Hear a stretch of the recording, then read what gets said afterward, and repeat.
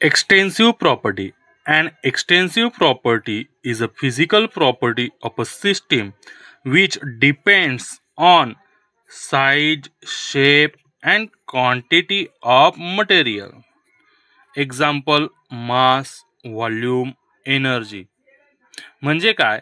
Extensive property ही एक physical property सिस्टीमची जी सिस्टीमच्या साईजवरती, शेपवरती आणि जे काही मटेरियल असेल त्याच्या क्वांटिटीवरती डिपेंड करते.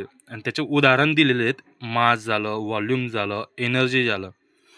एक्सटेन्सिव्ह प्रॉपर्टीचे आपण एक्झाम्पल घेऊया. जसं की मी एक ग्लासभर पाणी घेतलेलं आहे. ते पाणी गरम आहे.